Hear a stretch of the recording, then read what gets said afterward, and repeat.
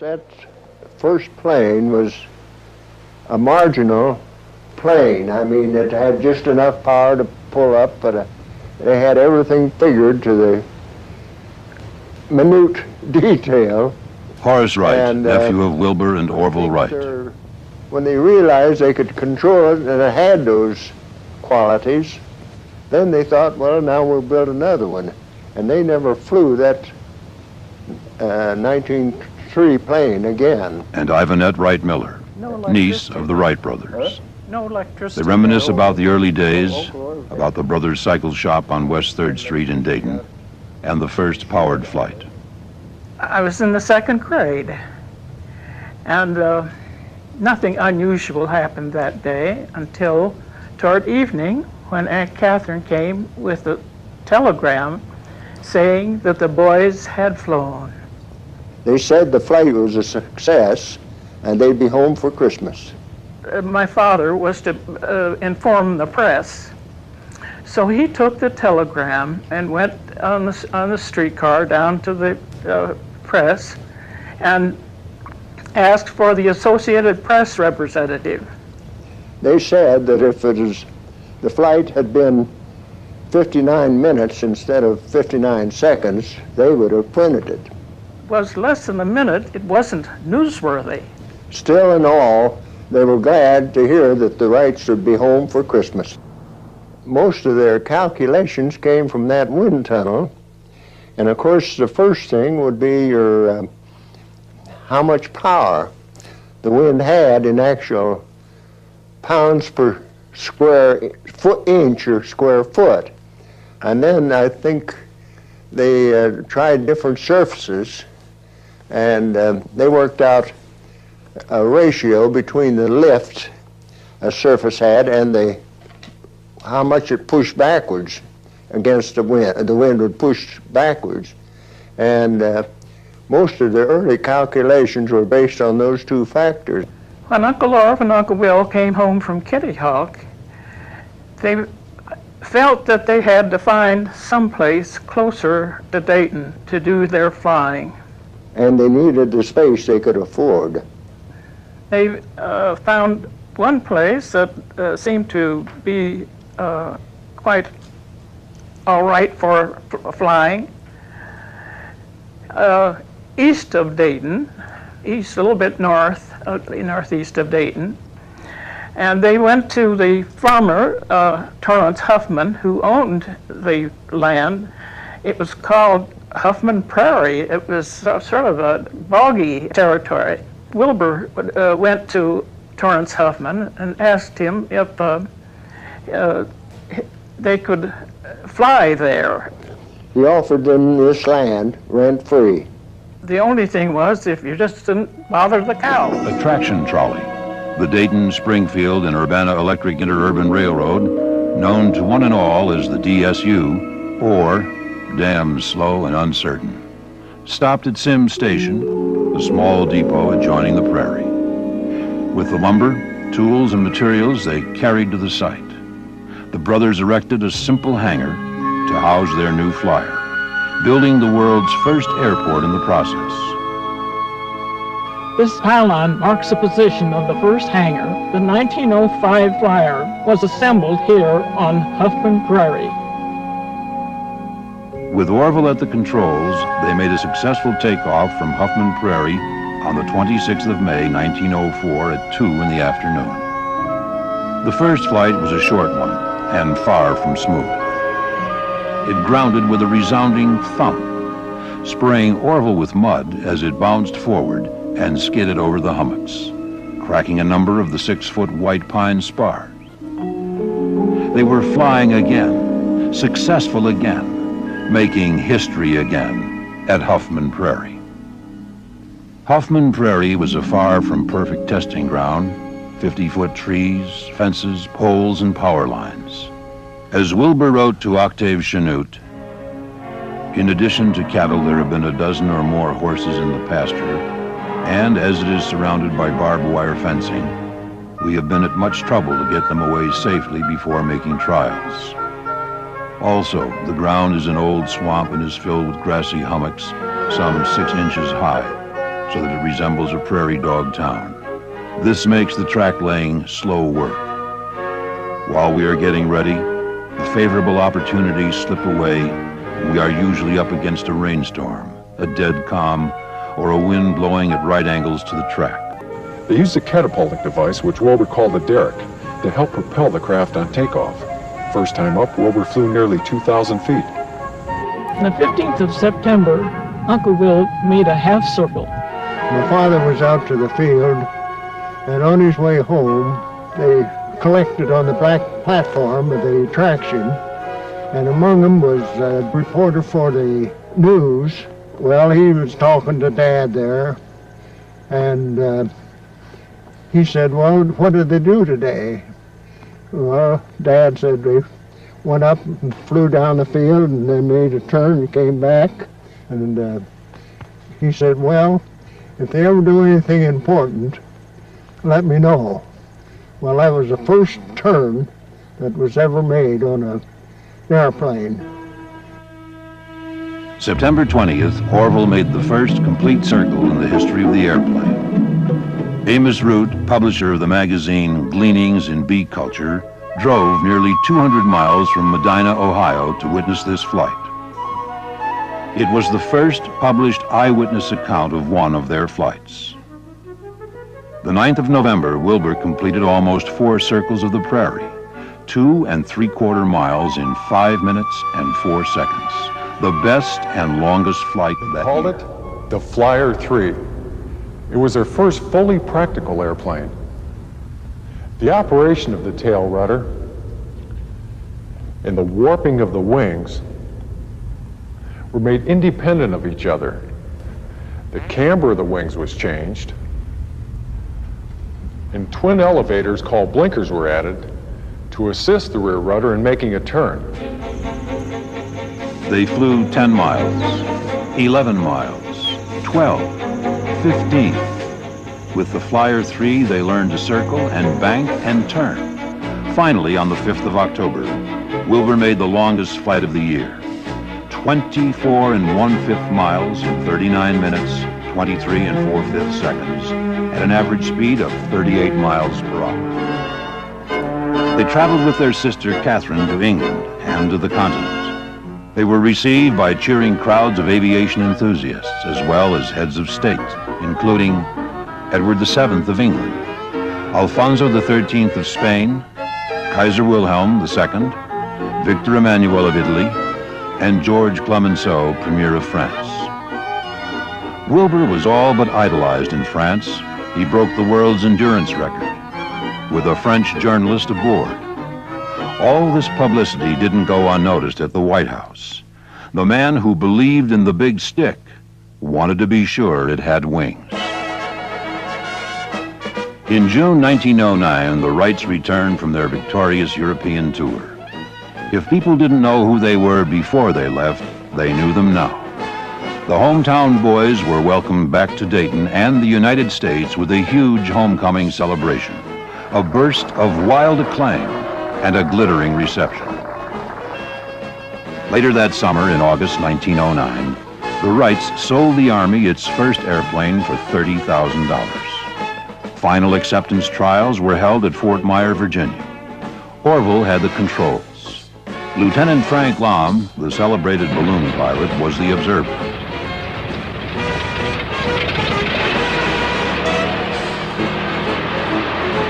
Specifications were exacting.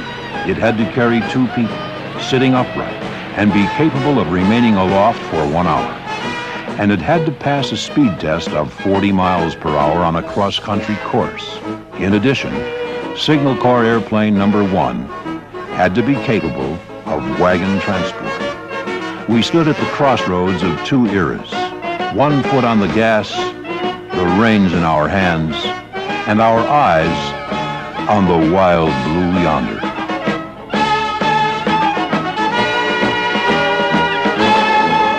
In 1910, Uncle Orv and Uncle Will returned to the prairie, and they were ready to go into business. They'd constructed a factory on Dayton's west side to manufacture their airplanes. By November 1910, They were turning out 2 machines a month. Contact.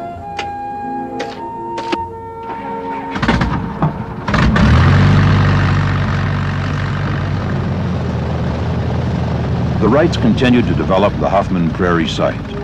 They built a new and larger hangar adjacent to the Sim station stop on the electric trolley line. They planned to use Huffman Prairie as an exhibition headquarters for their flying company.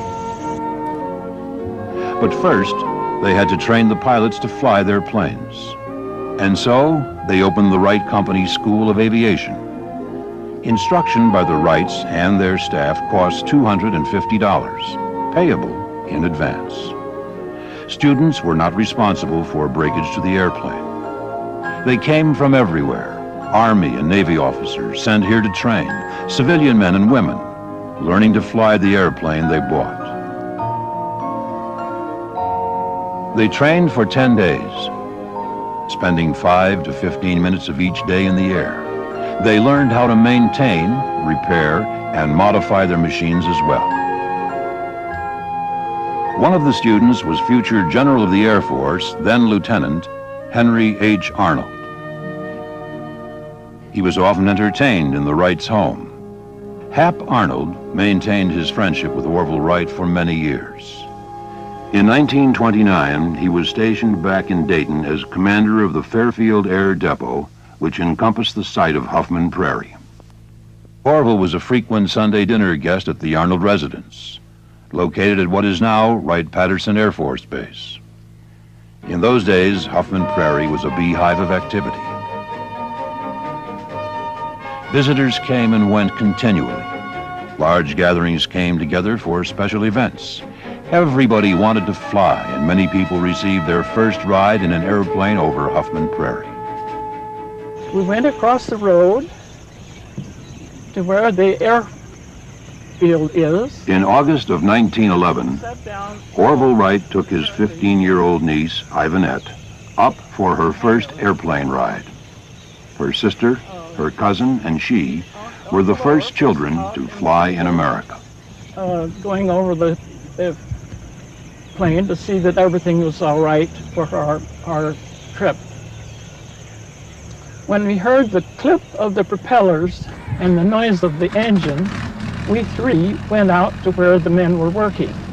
Captain Chandler had her all buttoned up in his coat and gloves. I climbed over the wires and into the seat next to Uncle Laura, and we were off. We were sitting on the lower wing of the plane with our feet braced against the strut. I looked out over the wings that were carrying us up and the ground that was falling away. Here we were in mid-air with the wind blowing in our faces. You just can imagine it. We glided down to a perfect landing in time to catch the trolley. That was my first flight in 1911. I was 15 years old, and I haven't been the same. Run away and on Sunday pack his own parachute, go up in the trapeze of a balloon and jump at county fairs under somebody else's name because Grandma would have had a fit and fallen in it had she known him. Oh, I remember that. He was the youngest lieutenant in the Spanish-American War and was on General Colby's staff. He was in the Signal Corps Air Service in World War I and was overseas as the chief maintenance officer at Romorantin, Issoudun, and Colony Bell. They overhauled engines, and he tells many interesting stories of those days. And he managed to get the Kitty Hawk in 1903, which was most unexpected. He'd gone down there with a friend of his. In fact, it was Barney Oldfield. The 14th of December. Well, we just saw the back end of it sticking out of this barn. And they said, here's our flying machine.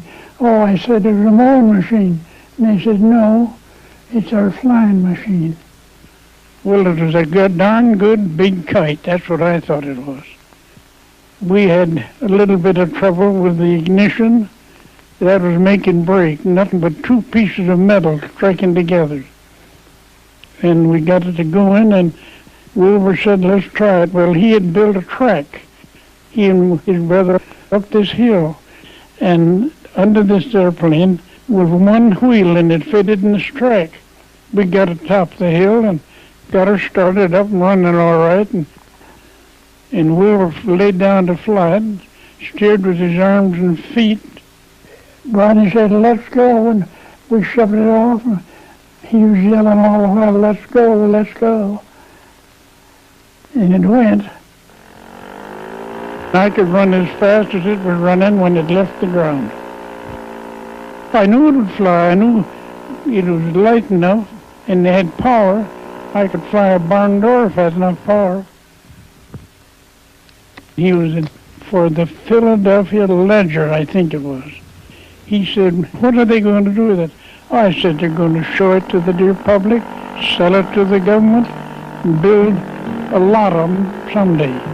Oh, he said, you're crazy, and he'll go by. As the replica of the Wright Model B flies over the original Huffman Prairie site at Wright-Patterson, it reminds us of the days when Orville and Wilbur Wright taught the world to fly. When Wright aircraft were the main attraction at county fairs, state fairs, air shows, races, exhibitions, any place an airplane could draw a crowd.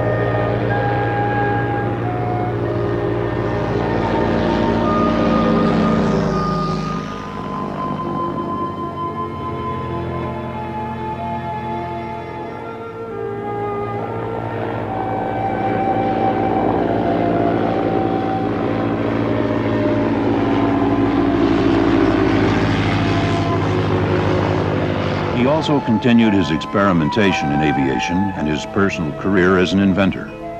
In 1913, he was awarded the prestigious Aero Club Trophy for his development of the automatic stabilizer, shown here on the Model E, one of two Wright models that featured a single propeller.